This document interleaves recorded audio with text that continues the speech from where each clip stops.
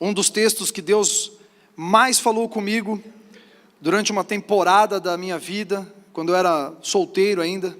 Tenho uma marca muito grande com esse texto, eu tenho um vínculo muito forte com ele, e acredito que ele pode abençoar toda a igreja hoje, em nome de Jesus.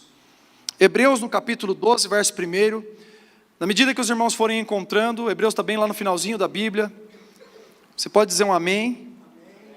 Glória a Deus. Portanto, nós também, pois que estamos rodeados de uma tão grande nuvem de testemunhas, deixemos todo o embaraço e o pecado que tão de perto nos rodeia, e corramos com paciência a carreira que nos está proposta. Senhor, nós queremos ouvir a Tua voz, fala com a Tua igreja nessa manhã, para que todos nós possamos sair daqui hoje aperfeiçoados pelo poder da Tua palavra. O Senhor é digno de toda honra e de toda glória, e essa honra e glória precisa ser manifesta através da Tua igreja, Senhor. Eu sei, o Senhor é Espírito, e o Senhor precisa de um corpo nessa terra. O Senhor conta com um corpo nessa terra, o Senhor não precisa, mas o Senhor conta com um corpo nessa terra, que é a igreja do Senhor, para manifestar a Tua glória. Diante de uma grande nuvem de testemunhas, Senhor, nós queremos fazer assim. Queremos que o Teu nome seja glorificado em nome de Jesus. Amém e amém. Graças a Deus. Quero começar essa mensagem pensando numa coisa que não é uma grande revelação, mas Hebreus capítulo 12 é continuidade do capítulo 11. Então parece algo muito lógico, né? Mas deixa eu explicar para vocês. Nem todo texto da Bíblia, o capítulo seguinte é continuidade do anterior. Nos Salmos, por exemplo, você encerra um assunto no 113, que nós lemos aqui no início do culto. No 114 nós temos um outro salmo, uma outra conversa, uma outra história. Em Hebreus, no capítulo 12, nós temos aqui uma primeira palavra que é o portanto. Portanto, nós que estamos rodeados de tão grande nuvem de testemunha. E ele tá falando esse portanto porque ele está ligando os textos. No portanto, ele liga os textos do capítulo 11 para o capítulo 12, para aquilo que ele vai começar a falar. Para os irmãos que não sabem, a Bíblia não foi escrita assim, dividida certinho com capítulos e versículos. Um dia um homem entendeu que se dividisse a Bíblia em capítulos, ficaria mais fácil da gente encontrar os capítulos e as histórias, os trechos, os textos. Isso ficaria mais preciso. E esse homem, um inglês, lá na antiguidade, lá no século 13, por aí, ele foi lá e dividiu a Bíblia em capítulos. E aí veio um outro homem depois e dividiu a Bíblia em versículos. E quando esses homens dividiram a Bíblia, eles trouxeram mais precisão, e hoje a gente tem a Bíblia nesse formato, onde a gente lê, mas antes eram livros que começava, com começo, meio e fim, como todas as cartas, os livros, mas era tudo um texto só, era tudo uma única coisa, era corrido. E hoje para nós é mais fácil nós memorizarmos a palavra, nós citarmos a palavra, porque a gente lembra daquilo que está escrito e onde está escrito. Alguns com mais facilidade, outros com menos facilidades, mas nós temos essa configuração hoje na palavra, nós temos essa característica. E o capítulo 12, apesar de ter sido marcado aqui, ele na verdade é bem continuidade do 11. E ele continua, mas trazendo agora uma nova perspectiva. Agora, para nós falarmos sobre esse capítulo 12, a gente tem que lembrar daquilo que está no 11. E Hebreus 11 é muito conhecido por todos. Os irmãos devem saber, é o capítulo que fala da fé. Porque ele começa lá nos seus primeiros versículos dizendo, o que é a fé? A fé é a plena certeza, a convicção das coisas que se esperam e não se veem. E pela fé Abraão, e pela fé Jacó, e pela fé Noé, e ali traz a galeria dos heróis da fé que a gente chama. São aqueles que creram e isso foi imputado como justiça. E no final do capítulo 11, ele continua dizendo sobre esses homens que creram ao ponto de entregarem a própria vida, e aí ele fala dos mártires. Ele fala, alguns creram com tanta convicção, alguns creram com tanta veemência, que eles entregaram a própria vida por causa daquilo que creram. E eu particularmente acredito que faz muito sentido aquilo que estão colocando na internet agora, sobre os discípulos terem visto tudo aquilo que viram em Jesus e terem entregado a própria vida pela verdade que eles viram em Cristo.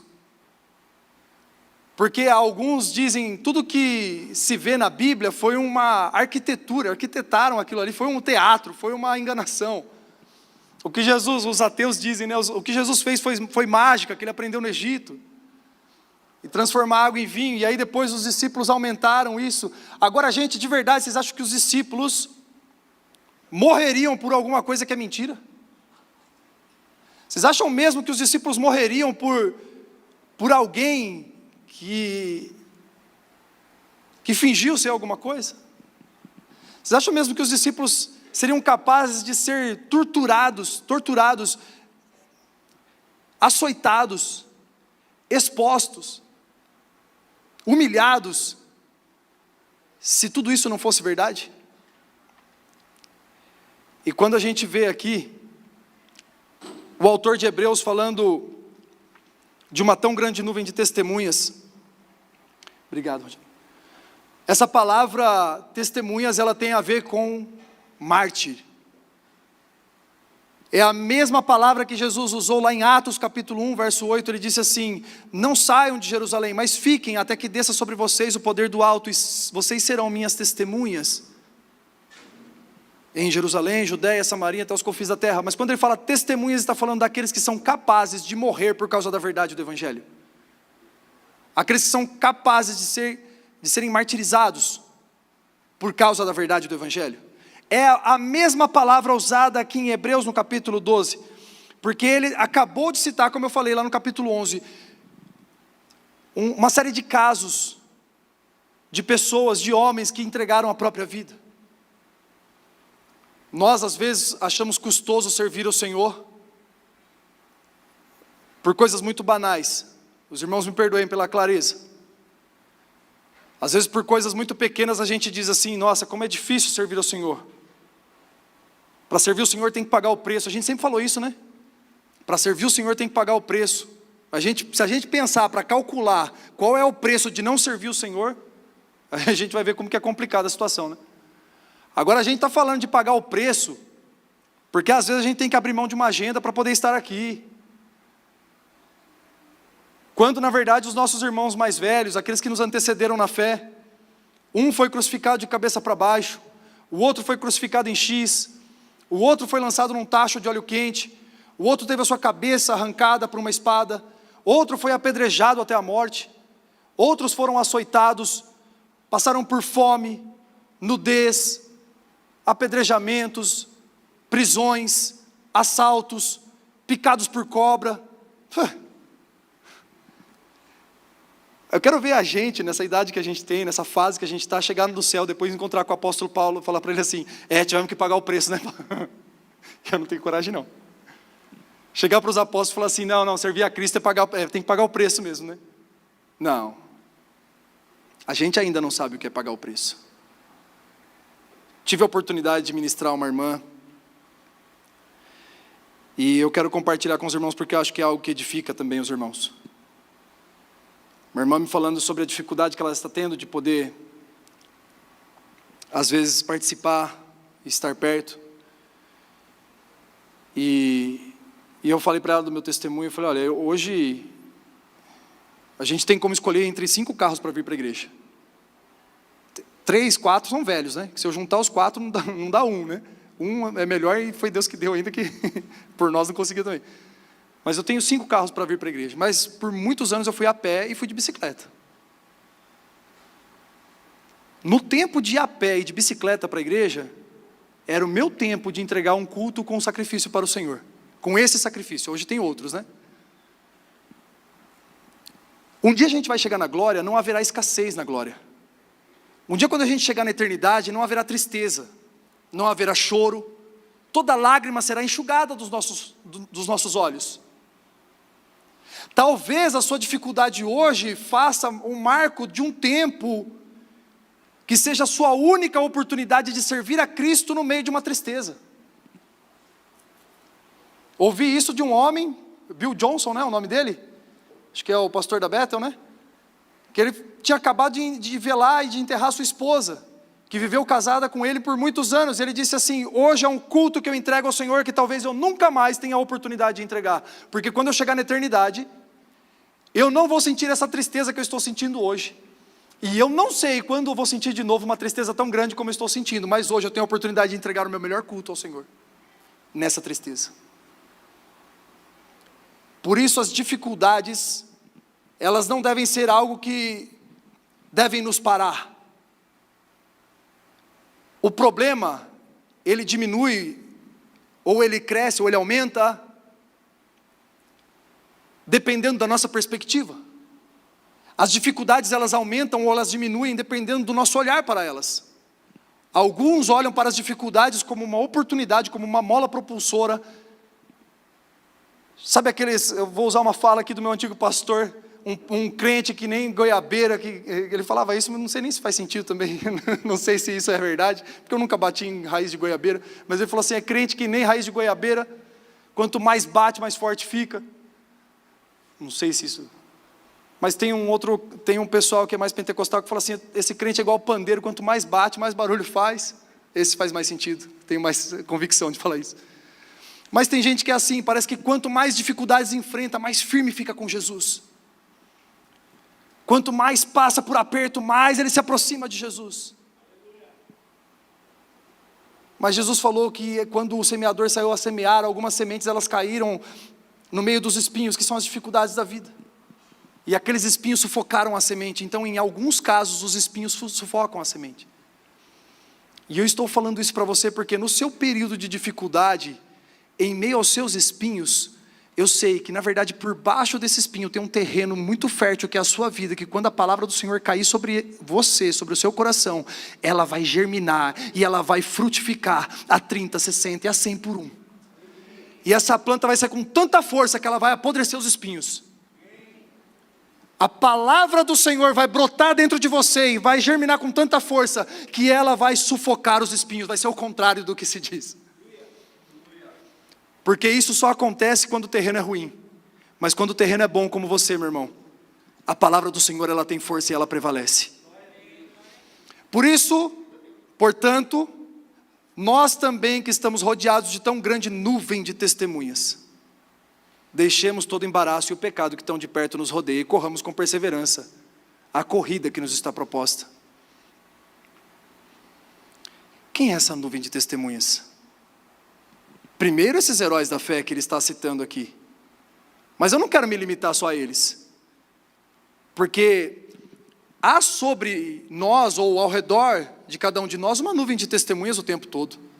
Esses irmãos que entregaram suas vidas para servir a Jesus e enfrentaram dificuldades tremendas para poder servir a Jesus e foram até o fim e obedeceram até a morte. Mas até hoje há anjos, demônios, homens, e até posso arriscar dizer aqui que toda a criação testemunha sobre nós.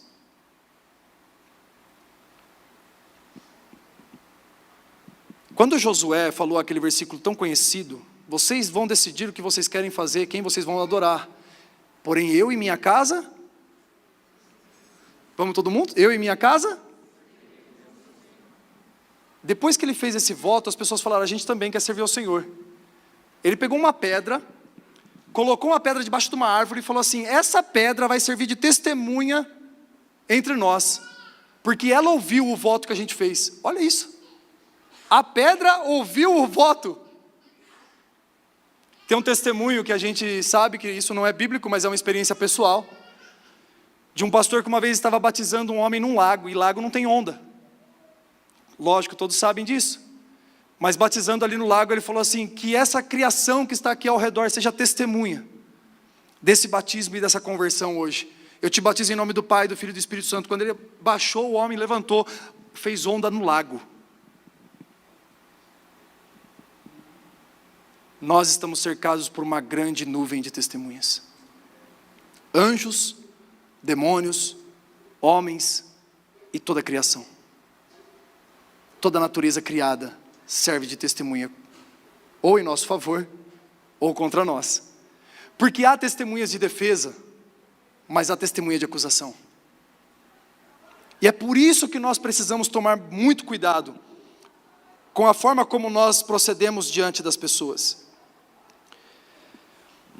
Nós estamos expostos a um tempo, e eu não sei se foi assim a vida toda, mas hoje em dia é assim, onde há uma pressão social muito grande para que nós sejamos perfeitos.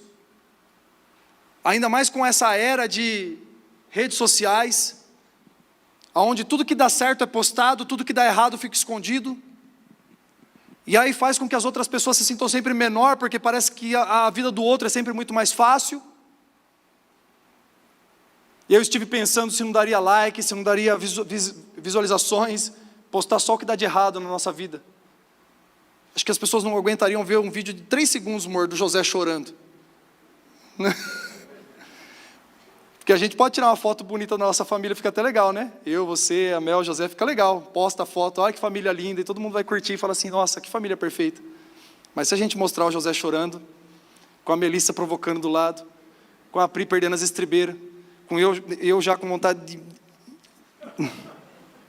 de abençoar as crianças com uma imposiçãozinha de mãos. Quero ver se alguém vai curtir também. Então, nessa fase de redes sociais, assim, que a gente fica vendo tudo que para o outro é mais fácil, as pessoas falam para uma mãe, nossa, mas você trabalha fora? Você não se sente mal de abandonar seus filhos? Enquanto a outra mãe fica só em casa cuidando dos filhos, nossa, mas você não se sente mal de não ter de não trabalhar? Você só cuida da casa?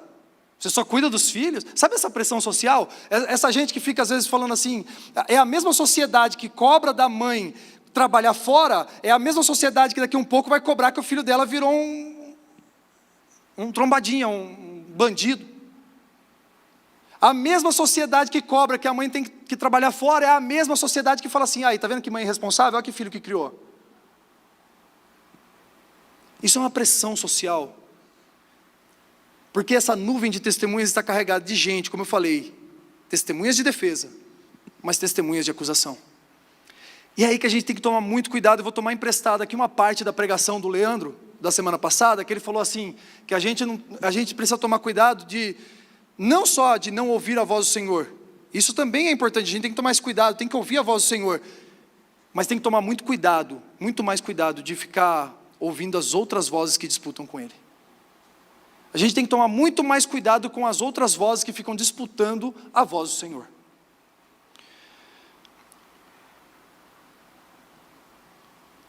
Muitas vezes nós ouvimos algo da parte de Deus que mais ninguém ouviu. Palavras que o Senhor direcionou à nossa vida e é somente para nós. Eu vou ser um pouco repetitivo porque eu acho que eu já falei isso umas 2 ou 3 vezes aqui. Mas eu acredito que é válido para aqueles que ainda não ouviram. Às vezes a gente está preocupado em cumprir a vontade do Senhor, porque sabe o que Deus falou conosco, vem alguém que nos ama, e fala assim, o que você está fazendo? Você percebe que o caminho que você está tomando é errado? Você vai sofrer se você for por aí. Aí você fala assim, eu sei, mas foi o que Deus me pediu, foi o que Deus falou comigo. Se você não tomar cuidado, aqueles que te amam te protegem. Sabe Pedro falando assim, Senhor, isso não vai acontecer não. Jesus sabia que ele tinha que passar pela cruz, mas Pedro falou assim, não, eu morro e mato pelo Senhor.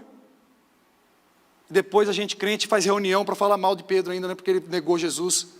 Pobre homem também ficou confuso. Eu defendo Pedro, eu sou uma testemunha de defesa para Pedro. Quando chegar no céu eu sou um pregador que eu tenho uma moralzinha diferente com Pedro aqui. Porque todo mundo fica falando, mas aquele que falou que ia fazer de tudo, negou Jesus. Lógico, quando ele sacou a espada e começou a guerra, Jesus mesmo falou para ele, guarda.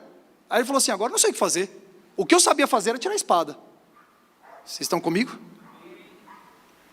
A hora que ele tira a espada e corta a orelha, Jesus vai lá, coloca a orelha de volta e fala assim, Pedro, o que você está fazendo? Nada a ver, cara. Não foi isso que eu te ensinei, quem pela espada vive, pela espada morre. Se Jesus desse ouvido para um Pedro, falando para ele, não Senhor, o Senhor não vai não. Qual que era essa voz? Era a voz de Satanás através de Pedro, aparta-te de mim, Satanás. E Judas é aquele que traiu. Aí Judas, esse daí, Jesus abraçou e falou assim, amigo, vem cá, faz o que você precisa fazer. Porque a voz amiga mesmo é a voz que te leva para o propósito também. A voz que te tira do propósito, por mais que ela te queira bem, ela não ouviu a voz que o Senhor falou com você. Agora o que Deus falou contigo, e é por isso que é importante você construir a sua própria experiência com Deus, não ficar dependendo de pastor, de presbítero, de ministro. Construa a sua própria experiência com Deus, para que você tenha uma voz que você possa ouvir. Porque a voz que falou ao nosso coração no início, ela continua falando o tempo todo, nos direcionando. Se a gente no momento vai indo para a direção que a voz mandou ir, mas para de ouvir essa voz no meio do caminho, a gente pode acabar indo para o lado errado. Porque de tempo em tempo você tem que acessar vias novas. E é o Senhor quem vai direcionar.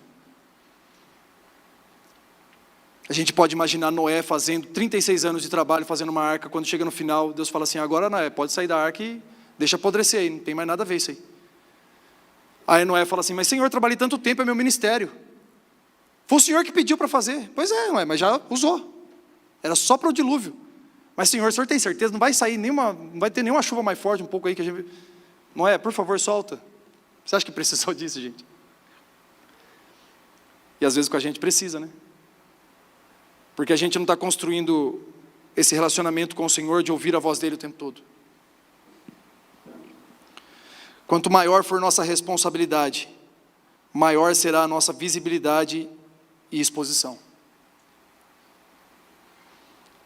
E quando eu cito isso, eu lembro de 1 Coríntios capítulo 4, verso 9. Se a gente puder colocar no telão. 1 Coríntios no capítulo 4, verso 9, o apóstolo Paulo fala uma coisa muito interessante sobre isso. Que quanto maior responsabilidade nós temos, mais expostos nós estamos.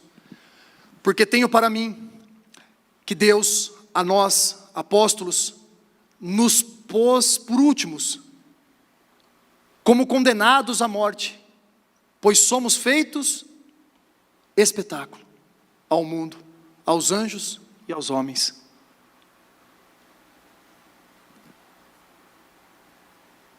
Nós vivemos numa cultura, num tempo muito distante dos textos bíblicos. A Bíblia só se torna viva em nós porque o verdadeiro autor ainda está vivo e vive para sempre, que é o Espírito Santo, e ele vai sempre testificar em nossos corações. Mas como o livro mesmo, a Bíblia ela é distante na linguagem, é distante na cultura, é distante no tempo. Mas o que o apóstolo Paulo está falando aqui, é que por muitas vezes, lá em Atos capítulo 16, por exemplo, eles foram expostos completamente para serem açoitados, eles foram despidos, e toda a sua nudez foi exposta para que eles fossem açoitados. O nosso nível de exposição como cristão é tão grande, e há uma grande nuvem de testemunhas, há tanta gente olhando para nós, há tanta exposição, que o nosso Cristo, o nosso Mestre, morreu completamente nu numa cruz. Aquele paninho que a igreja católica coloca na imagem de Cristo é para ser um pouco mais educado. Mas na cruz Jesus foi completamente exposto, envergonhado e humilhado por causa das nossas transgressões.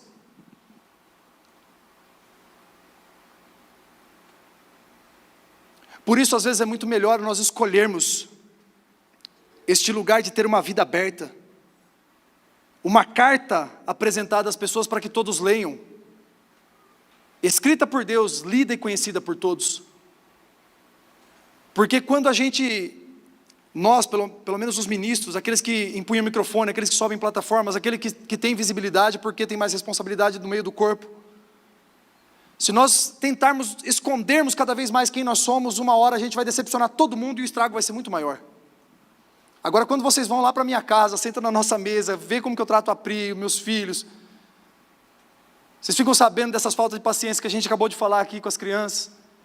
Vocês sabem quem eu sou, sabem quem é minha esposa, e vocês vão escolher ou não nos amar e caminhar conosco, apesar dos nossos defeitos. Agora quando eu subo num pedestal de santidade, fico expondo isso para vocês toda hora, a hora que for exposto também vai mostrar o erro de uma maneira muito grotesca, e todo mundo vai embora. Vocês estão comigo? Mas assim é com vocês também. Estive conversando até um pouquinho sobre isso com o Cris na semana passada, né, Cris? Que a gente, no meio do trabalho, as pessoas estão olhando para nós. Enquanto você cuida de uma empresa, de um negócio, os funcionários estão assim, ó, ele é crente, ele é pastor, Olha lá, ó, você é ministro, hein? Você dá uma pisadinha fora, a primeira coisa que podem falar, o que que é? Ah lá, é crente. Isso não é ruim, meu irmão. Isso é bom. Se o mundo está olhando para você, esperando de você uma vida igual a de Cristo, quer dizer então que você está fazendo a coisa certa. Você só precisa entregar para eles o Cristo. Porque o mundo não lê Bíblia, o mundo lê você. O mundo não lê Bíblia, ele lê a nós. O mundo não quer ver a Bíblia, ele quer ver como você procede. E aí de tempo em tempo você encontra com um amigo que é um pouco mais curioso, que não está satisfeito só em ver, ele pergunta: mas como é que é isso? Quanto que eu tive que falar na época de trabalhar em empresas maiores, com 20 anos, virgem? A galera ficava aterrorizada com isso, falava assim, mas como que você pode ser virgem com 20 e tantos anos? Mas você nunca... Não. Mas e como que você vai casar se você não experimentar antes? Sabe essas conversas assim? Na verdade a gente estava ali entregando um pouco do que é o padrão bíblico, e mesmo às vezes com falta de sabedoria, de manejo da palavra, às vezes a gente tentava falar para as pessoas o que era a nossa devoção ao Senhor, mas o mundo não queria olhar para a Bíblia, queria olhar para mim. Portanto nós, que estamos rodeados também de tão grande nuvem de testemunha, deixemos todo o embaraço e o pecado que tão de perto nos rodeia, e corramos com perseverança a carreira que nos está proposta.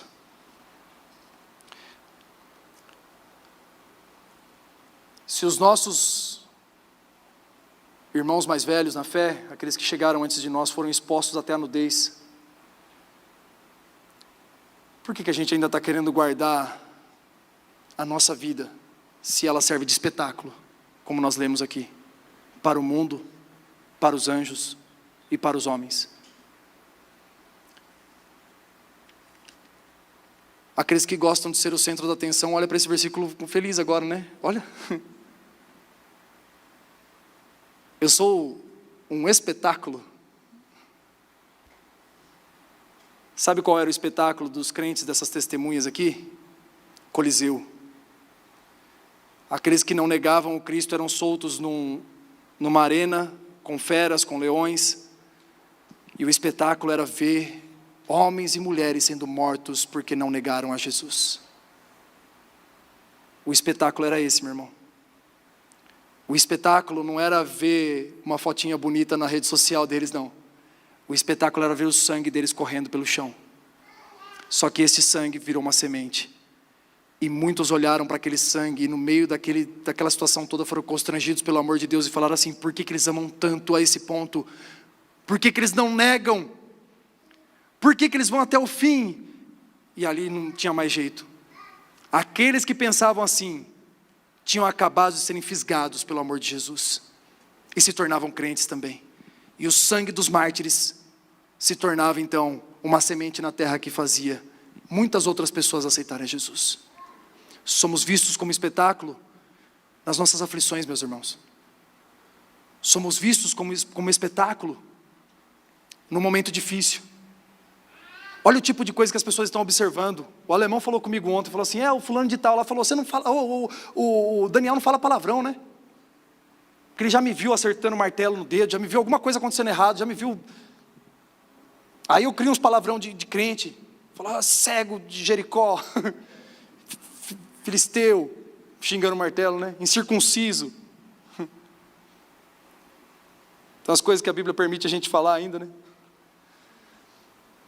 Aí eles percebem assim, mas por que ele não fala palavrão? Porque nós estamos rodeados de uma tão grande nuvem de testemunhas, as pessoas estão olhando tudo, o procedimento, a fala. Eles querem ver em nós o Cristo. O mundo deseja ver em nós o Cristo. O mundo deseja ver em nós a vida de Jesus.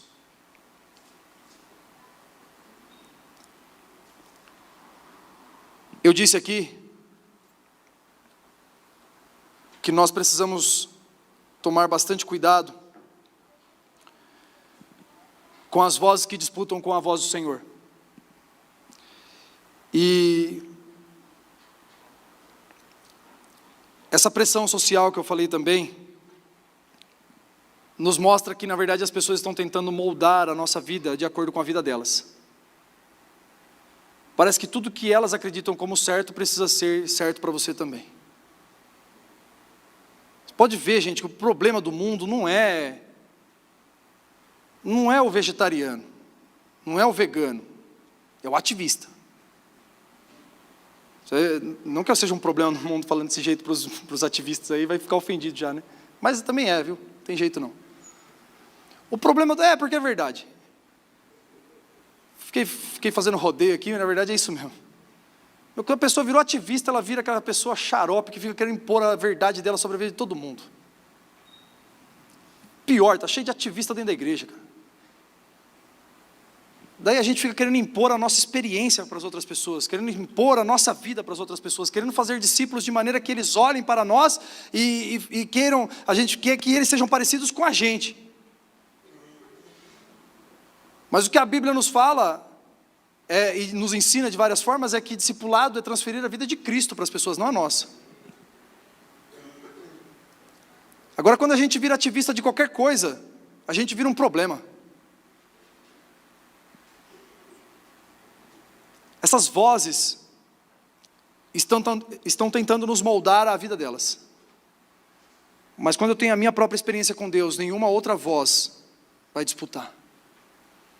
Sabe como é que é Deus como Pai falando com a gente? Ele está assim, Daniel, aí eu posso falar, Senhor, pode falar, eis-me aqui, estou te ouvindo. Ele vem e fala. Aí num dia ele fala assim, Daniel, aí eu estou aqui no volume da minha vida aqui, ó. Aí no outro dia ele tenta de novo, Daniel, e eu aumento mais o volume da minha vida. Aí uma terceira ou quarta vez ele fala assim, Daniel, e eu coloco no último o volume da minha vida e paro de ouvir a voz do Senhor. Ele continua sendo pai, eu continuo sendo salvo, nada mudou. Mas aí Deus fala assim, esse já não me ouve mais. Deixa ele se bater um pouquinho, daqui a pouco ele vai voltar para mim e eu falo com ele de novo. Glória a Deus, gente. É assim ou não é? É assim com vocês também, gente? Ele continua lá, pai, esperando a gente voltar para entregar a voz dele. Agora, a segunda parte do versículo tem um propósito. Porque ele começa falando assim, portanto, nós que estamos rodeados de tão grande nuvem de testemunhas, deixemos todo o embaraço e o pecado que tão de perto nos rodeia. E aí vem esse momento, onde na verdade toda essa ministração, todo esse contexto que eu coloquei aqui, serve para falar da nossa vida como uma vida de santidade, como uma vida que possa servir realmente como espetáculo para o mundo, como uma vida livre de embaraços. Porque apesar da ordem ser embaraço e pecado que nos rodeia, eu digo para vocês uma coisa, o pecado às vezes ele fica rodeando o crente. Satanás está como um leão ao nosso redor, ao nosso derredor, buscando a quem tragar. Então o tempo todo flertando com a gente. Antes a gente era escravo do pecado e Satanás só mandava, a gente fazia. Mas nós fomos livres pelo sangue de Jesus, agora somos libertos do pecado. Glória a Deus, mas o que o diabo vai fazer agora? Ele vai tentar de novo. Eu sei que ele já não é mais do pecado, eu sei que já é santo, eu sei que já é remido. Mas eu sei que com o pecado eu consigo afastar ele mais um pouquinho de Deus, então eu vou tentar de novo. E aí Satanás vai lá e coloca uma tentaçãozinha. Faz você pensar uma besteira, faz você contar uma pequena mentira, se é que podemos dizer assim. E isso é o pecado que rodeia. Mas o pecado que rodeia vira embaraço. Porque aquela mentira pequenininha depois precisou de mais 2 ou 3 mentiras maiores para poder conservar aquela primeira. E aí você fica embaraçado na situação onde você não consegue sair mais. Eu lembro daquele salmo que diz assim, Ele te livrará da peste perniciosa e do laço do passarinheiro. Sabe o que é o laço do passarinheiro? Era uma armadilha que quanto mais o passarinho se batia, mais ele ficava preso. O pecado é assim.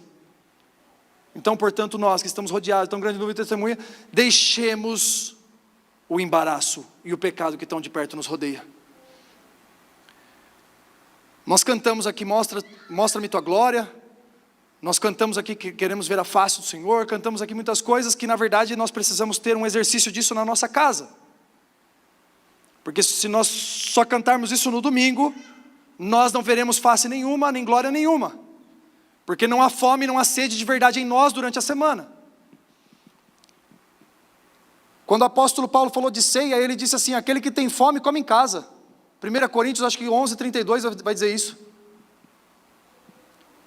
Quer dizer o quê? Se você, meu irmão, está esperando ser somente alimentado no domingo, quando você vem para a igreja, esperando que um pastor fale uma palavra para você, você não vai ter uma vida profunda no Senhor. Se você estiver vindo somente nos domingos, esperando que só assim você vai ter uma vida de relacionamento com Deus, eu quero te dizer uma coisa, você está enganado. Você não vai conseguir acessar algo profundo no Senhor se você tentar conservar um relacionamento com Deus que seja só por uma oração no domingo. Mas, se nós conservarmos uma vida de devoção ao Senhor, o nosso culto do domingo vai até ter um reflexo muito maior. Porque nós vamos nos reunir com gente apaixonada por Jesus. Glória a Deus. Tem um testemunho de um lugar onde a igreja era perseguida. Alguns soldados chegaram armados e falaram assim, nós queremos agora, entrou numa igreja assim como essa, apontou a arma para todo mundo e falou assim, ó, quem negar Jesus está livre, pode ir embora que a gente não vai matar. Alguns irmãos levantaram, foram embora e eles insistiram, mais alguém quer sair? E aqueles irmãos todos que ficaram dispostos a morrer por Jesus, para não negar Jesus, falaram, a gente fica. Eles tiraram a arma e falaram assim, nós somos convertidos a Jesus, a gente só queria um culto que fosse de verdade. A gente só queria um culto que tivesse crente de verdade nesse lugar. Meu, que pena para quem saiu. Esse culto, você imagina um culto que você entrega ao Senhor, que você acabou de entregar sua vida para Ele, de verdade, assim, literalmente, disposto a morrer por Jesus. Que os nossos cultos, eles sejam também assim, cheios de gente apaixonada por Jesus. Não espere que os ministros sirvam você de maneira que só o que eles trazerem vai servir para te alimentar a semana toda.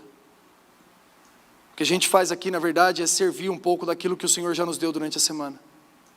Quando a gente vem aqui para o público, a gente expõe tudo aquilo que a gente já recebeu no secreto com o Senhor. Então, se você quer ter uma vida mais profunda em Deus, se você quer ter uma vida de verdade com o Senhor, você precisa tomar uma postura diferente dessa que eu falei, caso você ainda não tenha. Mas se você tem buscado ao Senhor todos os dias da sua vida, se você tem ouvido a voz do Senhor, se você tem interesse em ouvir, se você tem buscado a Deus, aí eu quero te dar uma boa notícia. O Senhor vai responder conforme a tua fome, conforme a tua sede. E Ele vai te dar, na verdade, muito mais do que você tem pedido ou pensado. Porque Ele mesmo nos prometeu, Ele falou assim, qual pai entre vós homens não daria um escorpião para um filho que pede um ovo? Ou daria uma pedra para um filho que pede um pão? Ora, se vocês, homens que são maus, são capazes de dar boas coisas aos seus filhos, aí Ele vem com a promessa, Ele fala assim, quem dirá então o Pai do céu que é bom? Não vos dará também o Espírito Santo quando vocês pedirem? Por isso, se você quer conservar uma vida de profundidade no Senhor, como nós falamos aqui na conferência, não espere que isso seja somente aqui na igreja. Até porque se a nossa performance aqui como ministro não for boa, o seu culto também vai ser ruim. Agora, se o seu culto depender da nossa performance aqui como ministro de palavra ou de louvor, isso é um problema. Mas quando a gente busca o Senhor na nossa casa, não tem performance que faça a gente ficar perdido. Porque a nossa performance com o Senhor durante a semana já tem sido uma performance que mostra a nossa fome, a nossa sede. E ainda que não tivesse caixa de som, instrumento, microfone, nem músico, nós começaríamos a capela aqui cantar que Ele é santo, que Ele é grande, que Ele é poderoso, e o Espírito Santo enche a casa. Glória a Deus. para nós mudarmos agora aqui para o momento da ceia, passarmos agora para o momento de servir a ceia. Eu vou ler o verso 2 e o verso 3, que continua de Hebreus 12. Vamos ler o primeiro de novo, apesar dos irmãos já estarem quase memorizando, para que a gente tenha o contexto. Portanto, nós também, pois, que estamos rodeados de uma tão grande nuvem de testemunhas, deixemos todo o embaraço e o pecado que tão de perto nos rodeia, e corramos com paciência a carreira que nos está proposta, olhando para Jesus, autor e consumador da fé, o qual pelo gozo que lhe estava proposto, suportou a cruz e desprezando a afronta, e assentou-se à destra do trono de Deus. Considerai, pois, aquele que suportou tais contradições dos pecadores contra si mesmo, para que não enfraqueçais, desfalecendo em vossos ânimos. Poucos textos bíblicos são tão fortes na exortação como Hebreus 12. Poucos textos bíblicos são tão fortes quanto Hebreus 12, de 1 a 3, para exortar. Para aqueles que podem pensar que a exortação é repreensão, eu quero te trazer uma novidade aqui. A gente falou por muito tempo que mas na verdade a palavra exortação tem a ver com ânimo, com encorajamento. E se nós olharmos para Hebreus capítulo 12, do verso 1 até o 3, a gente está vendo um baita de um encorajamento aqui. Olhando firmemente para Jesus, autor e consumador da nossa fé, o qual suportou todas as coisas, morreu numa morte de cruz, assim também vocês, considerai, pois, aquele que suportou tais contradições contra si mesmo, para que não enfraqueçais, desfalecendo os vossos ânimos. Então, meu irmão, quando você estiver com dificuldade de servir o Senhor, quando você estiver desanimado, quando você estiver passando por um momento difícil que parece que está querendo tirar você do propósito, considerai, pois, aquele que suportou tais coisas. Lembra dessa grande nuvem de testemunhas. Lembra dos seus irmãos que chegaram antes de você, que derramaram até o sangue por causa da verdade do Evangelho. Se coloque de pé nesse momento. Vamos adorar o Senhor, vamos orar.